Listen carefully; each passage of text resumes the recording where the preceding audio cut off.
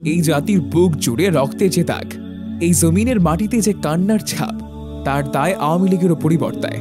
তারা শুধু রাজনৈতিক অন্যায় করেনি, তারা ইতিহাসের সাথে এক জাতির সম্মান, আত্মমর্যাদা আর ইজ্জতের সাথে অপরাধ করেছেন। লাখো মানুষ তাদের জুলুমে হারিয়েছে ঘর, হারিয়েছে জীবন, হাজারো পরিবার ধ্বংস হয়েছে শুধু ক্ষমতা রক্ষার বেদনায়। আজ যারা সহনশীলতার নামে তাদেরকে ছাড় দিতে চায়, তারা বুঝে না এই ছাড়ই আগামীকাল আমাদের কবর খুঁড়ে দেবে। এই অপরাধের বিচার শুধুমাত্র আদালতের কাঠামোতে সীমাবদ্ধ থাকলে ইনসাফ সম্ভব নয়। ইসলামী শরিয়ার আলোকে জুলুমের বিচার না হলে বিচার হবে না, বরং কালো কালি দিয়ে সত্যকে ঢেকে ফেলা হবে।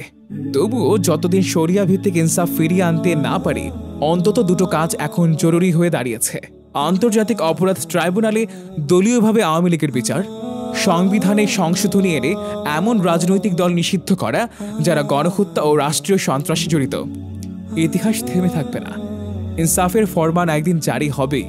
এই জাতি যদি তা আজ না করে, তাহলে সে ফরমান আমাদের বিরুদ্ধে সাক্ষী হয়ে দাঁড়াবে। তানজিব সাজিদ।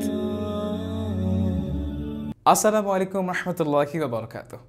আপনারা যেমনটি জানেন, আসমানের আয়োজন একটি অলাভজনক প্রতিষ্ঠান, আর আমরা আমাদের ভিডিওতে কোনো বিজ্ঞাপন চালাই না। আলহামদুলিল্লাহ, দাওয়ার এই আলোর পথে আপনিও হন আমাদের সঙ্গে।